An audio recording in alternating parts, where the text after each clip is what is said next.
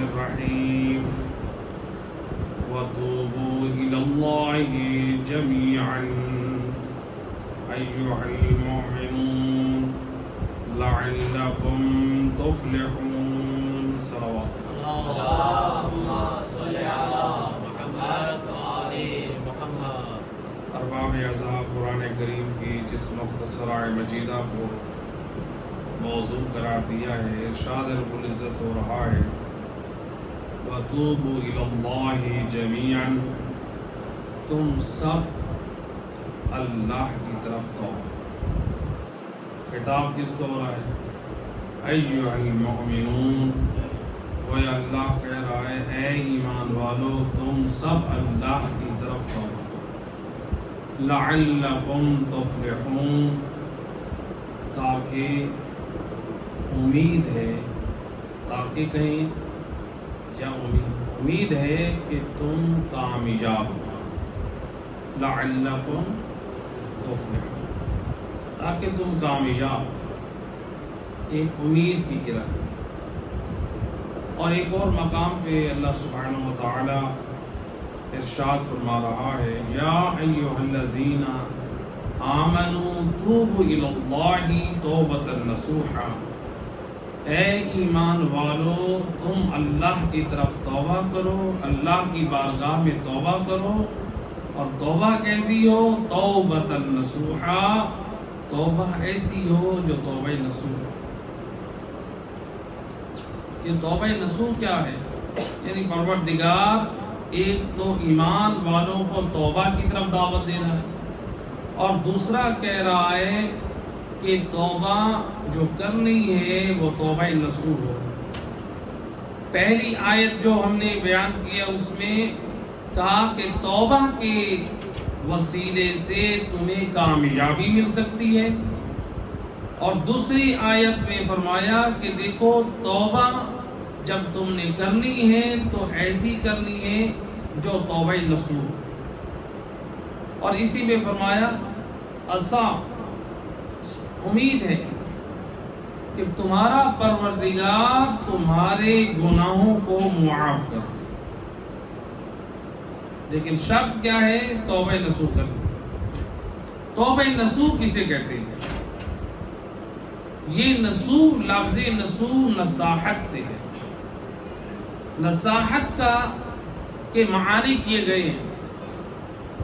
نصاحت کے معانی میں سے ایک معنی یہ ہے نصاحت، جیسے کپڑا پارا ہو جاتا ہے، یا مثلا کوئی چیز جو ہے وہ پارا ہو جاتی ہے، تو اس کو رفع کرنے کے لیے، اس کو ٹانکا لگانے کے لیے، دو چیزوں کو جوڑنے کے لیے جو ٹانکا یا رفع استعمال ہوتا ہے اس کو نصاحت کہتے ہیں۔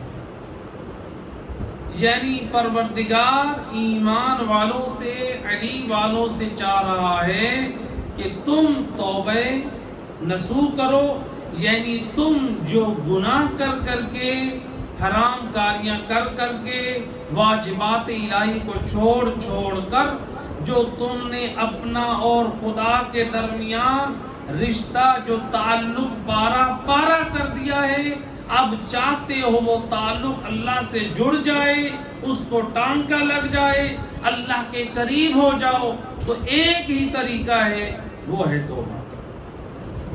یعنی جس طرح ہم نصاحت سے ہم نے عرض کیا ہے، یعنی دو چیزوں کو ٹانکا لگا، تو توبہ نصوح کرو، یعنی ایسی پکی توبہ کرو کہ جس میں دوبارہ گناہ کی طرف پلٹنا نہ ہو، کہ جو اللہ سے تعلق تمہارا ختم ہو چکا ہے اس توبہ کے وسیلے سے تمہارا تعلق بحال ہو جائے۔ تو لہذا یہ توبہ ہے کیا؟ توبہ جیسے واجبات ہیں، اسلام کے نماز واجب ہے، روزہ واجب ہے، حج واجب ہے، خمس و زکوٰۃ، والدین کا احترام، اسی طرح سے جو دیگر واجبات ہیں، امر بالمعروف نہی عن المنکر، یہ سارے واجبات ہیں، توبہ بھی واجب ہے۔ باقی واجبات میں اور توبہ کے واجب ہونے میں فرق کیا ہے؟ حج اس وقت تک واجب نہیں ہے جب تک کسی کے پاس استطاعت نہیں ہے، مال نہیں ہے، اس کے پاس وقت نہیں ہے۔ مثلا مثال کے طور پہ کوئی ایسا شخص ہے، خاتون ہے، چھوٹے بچے، اس کے لیے جانا ممکن نہیں ہے، اگرچہ وہ مالدار ہے لیکن اس کے حالات اجازت نہیں دے رہے، تو یعنی جانا ممکن بھی ہو، ایسا بھی نہ ہو کہ مثلا اس کے اوپر گورنمنٹ کی طرف سے پابندی لگی ہوئی ہے، تو لہٰذا حج واجب ہے تو صاحب استطاعت بھی ہو اور مکہ جانا بھی ممکن ہو، تو اس کے لیے کیا ہو جائے گا؟ حج واجب۔ جس کے پاس نصاب ہے زکوٰۃ کا یا خمس کا حساب ہے، خمس دینا کیا ہو جائے گا؟ واجب ہے۔ جیسے کسی کے چہرے پہ داڑھی آ چکی ہے، اب اس کے لیے داڑھی رکھنا کیا ہو جائے گا؟ واجب ہو جائے گا۔ اسی طرح سے نماز کا جو وقت ہے، بھئی اب نماز مغرب کا وقت آئے گا تو تب ہم اس کو ادا کریں گے، پہلے ادا نہیں کر سکتے، تو اس کا بھی ایک اپنے واجب ہونے کا وقت ہے، نماز کا واجب ہونے کا اپنا وقت ہے، روزہ واجب ہوگا ماہ رمضان میں، حج واجب ہوگا استطاعت کے ساتھ ذی الحجہ میں، خمس و زکوٰۃ ہوگی سال میں ایک معین تاریخ میں، یعنی ہر واجب کا زمان بھی ہے اور مکان بھی ہے، لیکن توبہ ایسی واجب ہے کہ توبہ واجب فوری ہے، یعنی فوراً توبہ کرنا واجب ہے۔ ایسا نہیں ہے آپ کسی وقت کا انتظار کریں یا آپ کسی دن کا انتظار کریں۔ توبہ یعنی ایسی جو اللہ قرآن میں فرما رہا ہے، ایمان والو تم اللہ کی طرف توبہ کرو تاکہ تم کامیاب ہو جاؤ۔ اب اللہ قرآن میں ہمیں جو کامیابی کا ہمارے لیے اعلان کر رہا ہے یہ توبہ۔ بعض لوگ کہتے ہیں ابھی وقت پڑا ہے، ابھی جوانی پڑی ہے، ہم بعد میں توبہ کر لیں گے۔ اللہ جانے آنے والی گھڑی میں مہلت ہے یا نہیں ہے۔ کتنے ایسے واقعات ہماری نگاہوں سے گزر رہے ہیں، کتنے ایسے حالات ہیں، جہاز میں بیٹھے ہیں، جہاز کریش ہوا، اسی لمحے ساری دنیا تباہ ہو۔ کیا توبہ کا وقت ملا؟ انہیں یقین تھا ہم مر جائیں گے، وہ تو اس امید سے بیٹھے ہیں کہ ابھی اپنوں سے جا کر ملیں گے۔ اسی طرح سے جو دریا کی سیر کرنے کے لیے جاتے ہیں، اتفاق سے کشتی ڈوبی اور مر گئے، تو کتنا آئے روز ایکسیڈنٹ ہو رہے ہیں۔ انسان مثلا اٹیک کی بیماری میں مبتلا ہو، انسان کو ہمیشہ اللہ کی طرف متوجہ رہنا چاہیے۔ یہ توبہ واجب ہے۔ توبہ کیا ہے؟ توبہ کا مفہوم کیا ہے؟ تین چیزیں، ایک یہ ہے کہ انسان گناہ پر اللہ سے توبہ اور استغفار کرے، یعنی دل سے ندامت ہو اور زبان پہ استغفار۔ پہلا مرحلہ یہ ہے، جب انسان گناہ کرے تو انسان توبہ کرے۔ دوسرا مرحلہ یہ ہے، جو واجبات ترک ہوئے ہیں، استغفار کے بعد ان واجبات کی قضا کو بجا لائے، یہ توبہ ہے۔ یعنی صرف زبان سے یہ کہہ دے یا اللہ مجھے معاف کر دے، یعنی ہم کانوں کو ہاتھ لگا دیں یا اللہ مجھے معاف کر دے، یہ فقط توبہ نہیں ہے۔ اگر اسی کا نام توبہ ہے، پھر اگر ہمارا مال کوئی لوٹ کر لے جائے اور وہ کہہ دے یا اللہ مجھے معاف کر دے، کہ یہ توبہ قابل قبول ہے؟ جب ہم اپنے حق پر کسی لوٹنے والے کے لیے کہتے ہیں یہ توبہ قابل قبول نہیں ہے، پھر اللہ کی بارگاہ میں نمازیں چھوڑ دیں، روزے ترک کر دیں، واجبات کو نظر انداز کر دیں اور کہہ دیں اللہ بڑا غفور ہے یا اللہ معاف کر دے، یہ تو توبہ نہیں ہے، یہ تو رب کے ساتھ مذاق ہے۔ توبہ دل سے ندامت ہو، دل میں انسان نادم ہو، اے بار الہ تو بڑا کریم ہے، میں اب تیری بارگاہ میں پلٹ کر آیا۔ تو یعنی انسان استغفار کرے اور قضا جو واجبات ہیں ان کی ادائیگی کرے، یہ توبہ کا دوسرا مرحلہ ہے۔ تیسرا مرحلہ توبہ میں جو لازم ہے، زبان سے استغفار کی ہے، دل میں ندامت ہے۔ تیسری چیز یہ ہے کہ جو حرام کام انجام دیے ہیں، اگر ان حرام کاموں کے بعد صرف استغفار کافی ہے، بعض اوقات یہ ہو سکتا ہے کہ حرام کاموں کے بعد صرف استغفار کافی ہو، بعض اوقات یہ ہے کہ حرام کاموں کے بعد استغفار کافی نہیں۔ مثلا مثال کے طور پہ اگر کوئی شخص بیٹھا ہے، اس نے گانا سن لیا ہے، حرام کام کیا، اب اس کے بعد وہ استغفار کرتا ہے تو اس کی بخشش ہے، معافی ہے۔ یہ اس جیسے اور گناہ، جیسے مثلا یعنی گانا اپنی زبان سے اس نے کہہ دیا ہے، وہ یہ بھی استغفار کرے۔ لیکن ایک مرتبہ حرام انجام کام دیا ہے لیکن اس سے کسی کو نقصان پہنچائے، مثلا مثال کے طور پہ ہم نے کسی کا مال تلف کر لیا، ہم نے کسی کا مال حرام کھایا، اب اسلام کہتا ہے آپ کی یہ استغفار اپنے مقام پر، لیکن توبہ مکمل تب ہوگی جس کا حق آپ نے کھایا ہے، آپ کی گردن پہ ہے، پہلے اس حق کو ادا کریں اور پھر اللہ سے معافی مانگیں، تب جا کے آپ کی یہ توبہ مکمل ہو۔ تو یعنی یہ توبہ اس طرح سے، لہذا توبہ واجب ہے، فوری ہے، فوراً واجب ہے، کسی وقت کا انتظار نہیں کرنا، کسی دن کا انتظار نہیں کرنا ہے۔ تو لہذا انسان ہر وقت اپنے عیبوں کی طرف متوجہ رہے، اللہ سے امید رکھے اپنے گناہوں کی بخشے جانے کی۔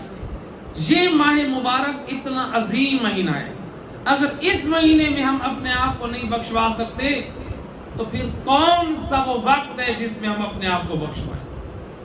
روایت ہے جسے علماء نے نقل کیا ہے، روایت کو نقل کیا ہے حضرت جابر بن عبداللہ انصاری نے، فرماتے ہیں کہ ایک دن مسجد النبوی میں رسول خدا صلی اللہ علیہ وآلہ وسلم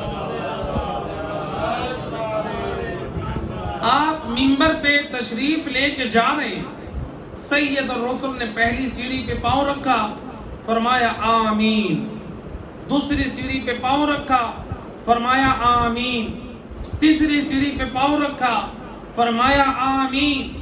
سید الرسل جب منبر پہ بیٹھ گئے، قالو یا رسول اللہ، یا رسول اللہ، یہ ہم نے آپ سے سنا ہے کہ 3 مرتبہ آپ نے آمین کہا۔ یہ کنہوں نے سوال کیا؟ اصحاب رسول اللہ نے۔ اصحاب رسول کہتے ہیں یا رسول اللہ، یہ جو آپ نے 3 مرتبہ کہا ہے آمین، اس کا سبب کیا ہے، اس کا ریزن کیا ہے؟ سید الرسل لسان وحی سے فرماتے ہیں جب میں پہلی سیڑھی پہ قدم رکھ رہا تھا، جبرائیل امین نے آ کر کہا، روایات میں لفظ بدلا ہوا ہے، ایک روایت میں معنی کیا گیا ہے رسوا ہونے کے، ایک روایت میں معنی ہے اللہ کی لعنت کے، اور ایک روایت میں معنی ہے شقی۔ شقی کہتے ہیں بدبخت کو۔ اللہ کے رسول فرماتے ہیں، جبرائیل امین فرماتے ہیں یا رسول اللہ، بدبخت ہے وہ شخص جو ماہ رمضان کو پالے اور ماہ رمضان گزر جائے تب بھی وہ اللہ مہربان سے اپنے گناہ نہ بخشوا سکے۔ یا رسول اللہ وہ بدبخت ہے، یعنی اتنا مبارک، اتنا پاک، اتنا عظیم، اتنا عظمتوں والا مہینہ آیا اور یہ اپنے آپ کو اللہ کی رحمت اور بخشش سے اس نے محروم رکھا۔ یہ مہینہ، اس مہینے سے استفادہ کریں، بڑی عظمت والا مہینہ ہے کہ ملتا ہے جو خطبہ دیا سید الرسل نے اس ماہ شعبان میں، ماہ شعبان کے آخری جمعہ میں، ماہ رمضان کی فضیلت پر، اس میں سید الرسل نے ایک جملہ فرمایا، فَإِنَّ الشَّقِي مَنْ حُرِمَ غُفْرَانَ اللَّهِ فِي هَذَا الشَّهْرِ الْعَظِيمِ۔ سید الرسل اس خطبہ شعبانیہ میں، فضیلت رمضان میں، جو ماہ شعبان میں آپ نے خطبہ دیا، فرماتے ہیں بدبخت ہے وہ شخص کہ جو اس ماہ رمضان میں اللہ کی مغفرت سے محروم رہ جائے. بدبخت ہے وہ شخص. نعرہ تکبیر، اللہ اکبر، نعرہ رسالت، یا رسول اللہ، نعرہ حیدری، یا علی، آواز بلند صلوات، اللہم صلی علی محمد. لہذا اللہ بڑا مہربان ہے. انسان توبہ و استغفار کی طرف ہے، وہ بڑا کریم ہے. آئیں اس توبہ کو اگر ہم اہل بیت کے وسیلے سے اللہ کی بارگاہ میں پلٹیں تو وہ پروردگار کس قدر جلدی توبہ کو قبول کرتا ہے. امام جعفر صادق علیہ السلام کے اللہم صلی علی محمد حالات میں علماء نے محدثین نے ذکر کیا ہے. ابو بصیر کہتے ہیں کوفہ شہر میں میرے ہمسائیگے میں ایک نوجوان جس کے پاس حرام مال زیادہ ہوتا تھا، جس کے گھر میں کنیزے طائفہ گانے گانے والی عورتیں، وہ عورتیں اس کے گھر میں ہر روز ناچ گانا کی محفل، جس کے گھر میں ہر روز شراب نوشی کے جام، یہ ہر چیز اس کے گھر عام ہوتی تھی. شراب خوری بھی ہوتی، ناچ گانا بھی ہوتا، زناکاری بھی ہوتی، حرام مال بھی یہ کھا رہا ہے. کہا میں بڑا تنگ تھا، بڑا اس کو امر بالمعروف اور نہی عن المنکر کرتا رہا. بالآخر اس وعظ و نصیحت کا یہ اثر ہوا. ایک دن میرے گھر آ کر کہتا ہے کیا تیرا صاحب یعنی تیرا وقت کا امام سادے کے آل محمد مجھ جیسے گناہگار کو قبول کرے گا؟ گناہ اس قدر ہے لیکن چاہتا ہے کہ پاکوں کے در پہ آ جائے. کہا کہ میں جا کر خدمت امام میں یہ تمہاری عرضی پیش کروں گا. ابو بصیر کہتے ہیں میں جب مدینہ پہنچا میں نے امام علیہ السلام کی خدمت میں اس کی یہ گزارش پیش کی. امام علیہ السلام فرماتے ہیں جب تم پلٹنا تو اس کو یہ کہنا کہ جعفر ابن محمد یعنی امام صادق کے آل محمد فرماتے ہیں ما انت علی دع ما انت علی، تو ہر اس کام کو چھوڑ دے جن برائیوں کو تو انجام دیتا ہے، پھر میں صادق کے آل محمد تیری جنت کی ضمانت دیتا ہوں. برائیوں کو تو چھوڑ دے پھر میں صادق کے آل محمد وارث جنت امام تیری جنت کی ضمانت دیتا ہوں. اللہ سے جنت کا سوال میں کروں گا. ابو بصیر آئے کوفہ میں، جب لوگ مل کے جانے لگے یہ نوجوان بھی موجود ہے. انہوں نے کہا کہ مجھے جعفر ابن محمد نے تیرا پیغام دیا ہے. کہا کیا پیغام دیے؟ کیا میرے امام فرماتے ہیں جن برائیوں پر تو ہے، جن گمراہیوں پر تو ہے، اگر تو نے زندگی سے نکال دے تو تیری جنت کی ضمانت میں دیتا ہوں. کہتا ہے کہ ابو بصیر کیا تو سچ کہہ رہا ہے؟ ابو بصیر کہتے ہیں میں نے اللہ کی قسم اٹھائی تو کہا کہ بس اب میرے لیے کافی ہے.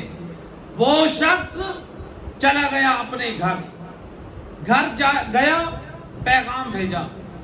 ابو بصیر کہتے ہیں جب میں پہنچا اس کے دروازے پہ، دروازہ کھول کے دروازے کے پیچھے کہتا ہے یا ابا بصیر میرے بدن پہ اب لباس بھی نہیں ہے، جو بھی میرے گھر میں مال تھا چونکہ وہ مال حرام تھا میں نے سب رائے خدا میں تقسیم کر دیا. اے ابو بصیر نہ کھانے کے لیے نہ پہننے کے لیے. حضرت ابو بصیر نے کچھ مال و اسباب کچھ لباس جمع کیے اس کے گھر میں پہنچایا. اب دن جیسے جیسے گزر رہے ہیں یہ مرض بستر پہ آ رہا ہے.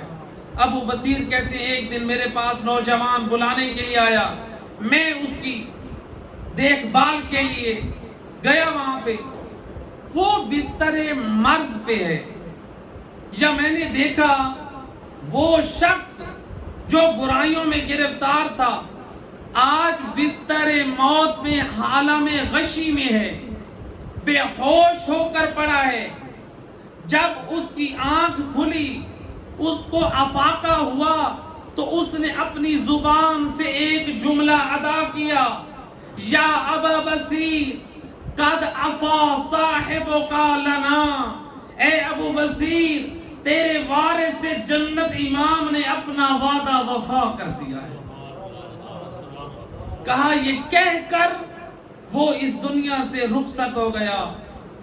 اب جب میں حج بیت اللہ کے لیے دوبارہ گیا، جب امام صادق کے گھر میں جب پہنچا، ایک پاؤں میرا امام کے صحن میں تھا، دوسرا امام کی دہلیز یعنی کمرے میں تھا، امام اندر کمرے میں موجود تھے۔ وارث دین امام اندر سے بول کر فرماتے ہیں، یا ابا بصیر قد وفینا لصاحبک، اے ابو بصیر ہم نے تیرے پڑوسی سے کیا ہوا وعدہ وفا کر دیا ہے۔ جو جنت کی ضمانت کا وعدہ کیا تھا وہ وعدہ پورا کر دیا ہے۔ کتنے کریم ہستیاں ہیں، کتنے مہربان ہیں یہ وارثان جنت۔ اگر کوئی سچی نیت سے، کوئی پکے ارادے سے آل محمد کو وسیلہ بنا کر خدا کی بارگاہ میں توبہ کرے، وہ بڑا مہربان ہے۔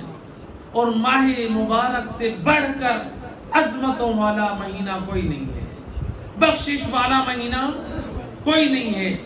یہ پہلا تھا۔ سید الرسل نے فرمایا کہ جبرائیل امین نے منبر پہ کیا کہا تھا؟ جو ماہ رمضان میں نہ بخشوا سکے یا رسول اللہ وہ بدبخت ہے۔ رسول اللہ نے فرمایا آمین۔ یا رسول اللہ وہ دوسرا شخص کون ہے؟ وہ جو دوسری مرتبہ آپ نے فرمایا آمین۔ سید الرسل فرماتے ہیں کہ جب میں نے دوسری سیڑھی پہ پاؤں رکھا، جبرائیل امین نے کہا کہ جس کے والدین زندہ ہوں یا والدین میں سے کوئی ایک زندہ ہو اور ان کی خدمت کر کے جنتی نہ بن سکے، اس سے بڑا کوئی بدبخت نہیں ہے۔ والدین کی خدمت میں یا والدین میں سے کوئی ایک ہو، ان کی خدمت کر کے آپ جنتی بن سکتے ہیں۔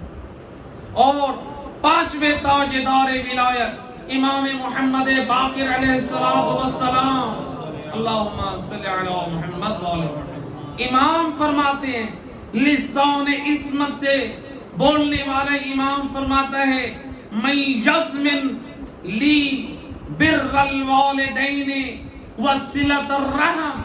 امام محمد باقر فرماتے ہیں جو شخص مجھے ان دو کاموں کی ضمانت دے دے۔ مولا کون سی؟ فرماتے بر الوالدین وصلۃ الرحم، ایک یہ ہے کہ والدین کے ساتھ نیکی اور احسان کرنا، اور دوسرا رشتہ داروں سے صلہ رحمی قائم کرنا۔ امام فرماتے ہیں جو شخص یہ دو کام انجام دے، میں وارث جنت امام اسے تین چیزوں کی ضمانت دیتا ہوں۔ وارث جنت امام، صادق امام، ان کی تو زبان میں خطا نہیں ہے، لسان عصمت سے بولنے والے امام فرماتے ہیں مولا کس چیز کی ضمانت دیتے ہیں؟ فرماتے ہیں تین چیزوں کی ضمانت دیتا ہوں۔ کون سی؟ امام فرماتے ہیں عزم لہو، میں امام اس کو ضمانت دیتا ہوں کثرت المال، اللہ اس کو کثیر مال عطا کرے۔ شرط یہ ہے والدین کے خدمت گزار بھی بنو اور رشتہ داروں کے ساتھ صلہ رحمی کرنے والے بھی بنو۔ امام کیا فرماتے ہیں؟ تمہارے مال میں کثرت کی ضمانت میں امام دیتا ہوں۔ امام فرماتے ہیں دوسرا جو والدین کے ساتھ نیکی کرے، رشتہ داروں کے ساتھ صلہ رحمی کرے، امام فرماتے ہیں دوسری زیادت العمر، وہ دنیا میں لوگوں میں عمر پانے والوں میں زیادہ عمر پائیں گے۔ اگر زیادہ عمر چاہتے ہیں، زیادہ سن رسیدہ بننا چاہتے ہیں، امام فرماتے ہیں دو کام تم کرو، بر الوالدین، والدین کی نیک ساتھ نیکی اور خدمت، اور رشتہ داروں کے ساتھ صلہ رحمی۔ پھر امام فرماتے ہیں تمہارے لمبی زندگی کی ضمانت میں دیتا ہوں۔ آج ہر بندہ یہ تمنا کرتا ہے۔ تیسرا امام فرماتے ہیں جو شخص یہ 2 کام انجام دے، والدین کے ساتھ نہیں، رشتہ داروں کے ساتھ صلہ رحمی، امام فرماتے ہیں تیسری اللہ جو اس کو سعادت عطا کرے گا، والمحبہ فی العشیرہ، اللہ اس کے خاندان میں اس کو محبت اور بزرگی عطا کرے گا۔ اب دیکھیں یہ 3 کام کون سے ہیں؟ ہر شخص چاہتا ہے میرے مال میں کثرت ہو، میں لمبی زندگی پاؤں، میرے خاندان میں میری عزت اور میرا احترام ہو۔ امام فرماتے ہیں 2 کام تو کر، ان 3 کاموں کی ضمانت میں امام دیتا ہوں۔ کون سے 2 کام؟ بر الوالدین، والدین کے ساتھ نہیں، وصلۃ الرحم، رشتہ داروں کے ساتھ صلہ رحمی۔ صلہ رحمی آج ہمارے یہاں یہ نظریہ پایا جاتا ہے لوگوں میں، میرے ساتھ کسی نے کیا بھلائی کی تھی، کیا نیکی کی تھی، آپ بھلائی کر لیں۔ اگر کسی میں خیر نہیں ہے تو آپ خیر والے بن جائیں، ہو سکتا ہے آپ کے قدم خیر سے اس کا دل موم ہو جائے، ہو سکتا ہے آپ کے قدم خیر سے اس کے دل میں جگہ بن جائے۔ ایک صلوات پڑھ دیں محمد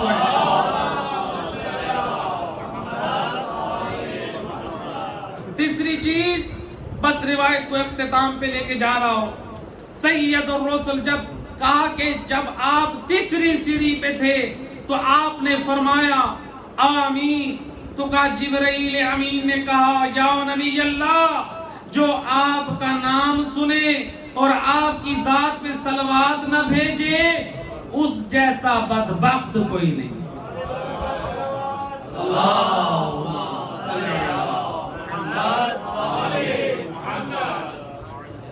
صلوات کی بڑی عظمت ہے، بڑی فضیلت ہے، ملتا ہے، علماء نے نقل کیا ہے۔ تقریباً 100 سال پہلے ہمارے ایک بہت بڑے عالم دین تھے، ملا علی حمدانی، ایران میں حمدان میں ایک شہر ہے، ایک نائب امام مجتہد کی خدمت میں ایک مرد مومن، غریب گھرانے سے، سادہ لباس ہے، لیکن شرافت اور تقوی اور پرہیزگاری کے اس کے آثار، اس کے چہرے پہ سجدے کے نشان موجود ہیں۔ جب یہ خمس کے معمولی رقم ان کی خدمت میں دینے کے لیے گیا، انہوں نے دیکھا اس کے وجود سے بڑی پیاری خوشبو آ رہی ہے۔ کہتے ہیں یہ کون سی خوشبو استعمال کی ہے؟ کہا کوئی خوشبو نہیں۔ کہا کہ پھر یہ خوشبو کہاں سے آ رہی ہے؟ کہا یہ ایک راز ہے۔ انہوں نے کہا وہ کون سا راز ہے؟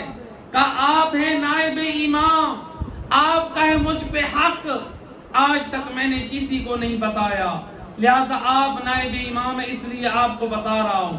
کہا ایک رات کو میں عالم خواب میں سویا ہوا تھا، کچھ افراد سید الرسل کی محفل میں موجود تھے اور سید الرسل پوچھتے ہیں اے بتاؤ تم میں سے کون ہے میری ذات پہ کثرت سے صلوات بھیجنے والا؟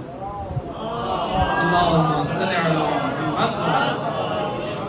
یہ کہتا ہے یہ مومن، میرے دل میں خیال ہے میں کہوں یا رسول اللہ میں ہوں، پھر مجھے حیا آئی، ہو سکتا ہے کوئی اور ہو بیٹھنے والا جو رسول اللہ پر زیادہ صلوات بھیجتا ہو۔ میں رک گیا، رسول اللہ نے دوسری مرتبہ فرمایا، رسول اللہ نے تیسری مرتبہ فرمایا۔ جب کسی نے جواب نہ دیا، سید الرسل اپنے مقام سے کھڑے ہوئے اور مجھ گناہگار کے قریب آ کر میرے ہونٹوں کا بوسہ لے کے فرماتے ہیں تو ہے میری ذات پہ کثرت سے صلوات بھیجنے والا۔ اللہم صلی علی محمد وآلہ محمد۔ یہ ہے رسول اللہ۔ گویا کیا کہتے ہیں مومن؟ کہتے ہیں آقا زادہ اے نائب امام، اس میں میرا کمال نہیں ہے، جب سے سید الرسل کے ہونٹوں نے میرا بوسہ لیا ہے ان کے وجود کے صدقے میں میرے وجود میں خوشبو پیدا ہو گئی۔ یہ جو خوشبو پیدا ہوئی ہے یہ رسول کی وجود کی خوشبو ہے۔ اللہ اکبر۔ ہم اپنی محفلوں کو پاک کریں اس درود کے صدقے میں۔ آپ جا رہے ہیں دکان پہ، اپنی ڈیوٹی پہ، یہ تو ایسا ہے زبان کو صرف حرکت دیتے جائیں، آپ کا سفر بھی خیر و عافیت سے گزر جائے گا. دکان میں بیٹھے ہیں، فارغ بیٹھے ہیں، درود شریف پڑھتے رہے. ضروری ہے ہم نے شیاطینی چیزیں، دوسری چیزیں، جتنا ہم دور اپنے آپ کو قرآن اور اہل بیت سے کرتے جائیں گے اتنا ہم بدبختی اور شیطانیت میں پھنستے جائیں گے. جتنا ہم دین پر عمل کریں گے ہماری اپنے نجات، ہمارا ہر سانس ہمیں قبر کی طرف لے جائے. اس دین کو بچانے کے لیے آل محمد نے بڑا خرچ کیا. 19 ماہ رمضان اجرکم علی اللہ زادارو. 19 ماہ رمضان تاریخ کہتی ہے یہ وہ ماہ رمضان جو علی کا آخری ماہ رمضان. کبھی علی مولا امام حسن کے گھر روزہ افطار کرتے، کبھی امام حسین کے گھر روزہ افطار کرتے، کبھی بی بی زینب کے ہاں تو کبھی بی بی ام کلثوم. آج جب علی روزہ افطار کر رہے ہیں 19 ماہ رمضان کی رات کا روزہ افطار جو کر رہے ہیں، جناب ام کلثوم نے جو کی 2 روٹیاں اور دودھ کا پیالہ رکھا. دودھ کا پیالہ کہا اے بیٹا یہ اٹھا لو. روایت کہتی ہے ایک جو کی روٹی سے امام نے روزہ افطار کیا یا نمک سے روزہ افطار. جب یہ رات گزر رہی ہے امیر المومنین ساری رات اللہ کی عبادت کر رہے ہیں، یا نماز پڑھ رہے ہیں، یا مناجات کر رہے ہیں. ایک وقت آیا علی مولا جب باہر صحن میں آئے تو آپ نے آسمان کی طرف دیکھ کے فرمایا یہ وہ رات آ گئی ہے جس کا وعدہ رسول اللہ نے کیا ہے. اجرکم علی اللہ زادارو. روایت کہتی ہے امام علی کچھ دیر کے لیے آپ آرام کرنے کے لیے اپنے بستر پہ گئے تو جب آپ نے خواب میں دیکھا سید الرسل کو فرماتے ہیں یا علی بہت جلد تو ہمارے پاس آنے والے ہو.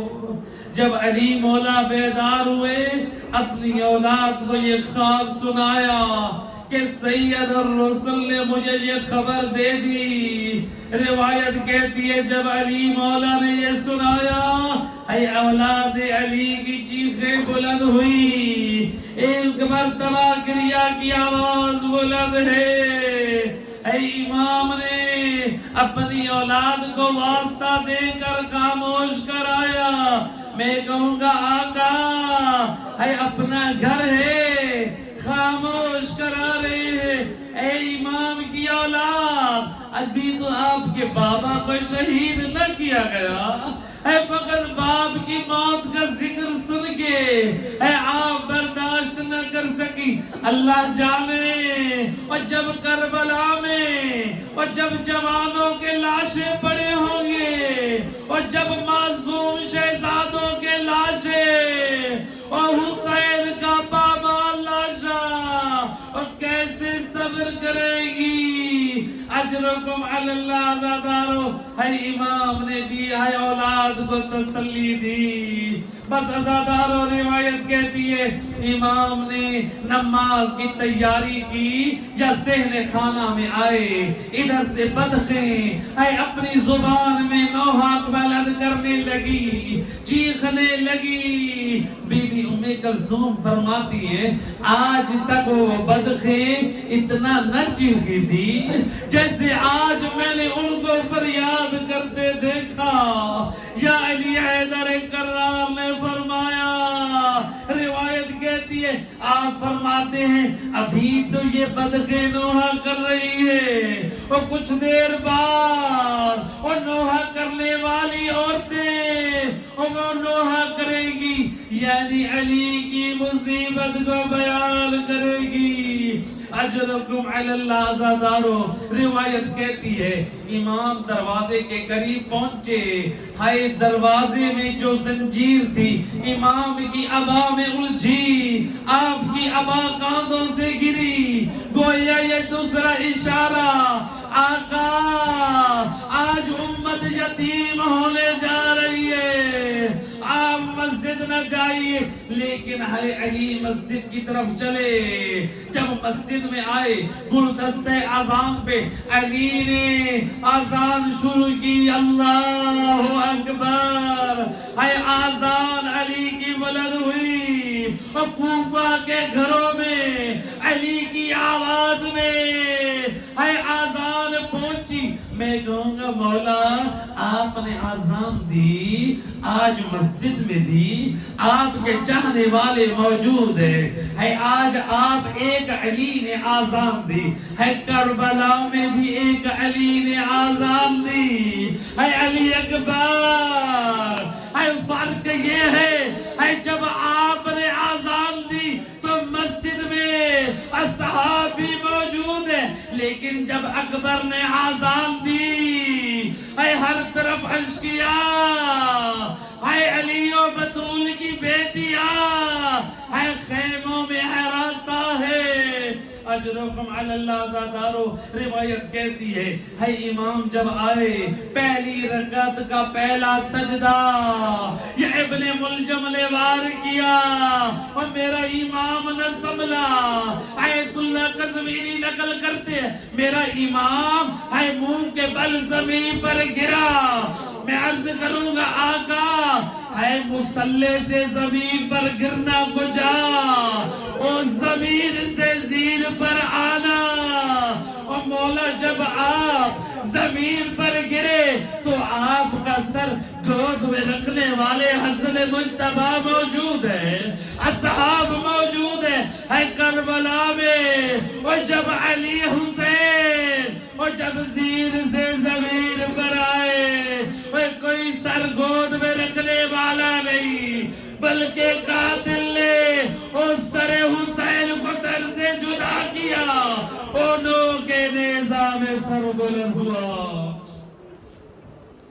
الا لعنت اللہ علی القوم الظالمین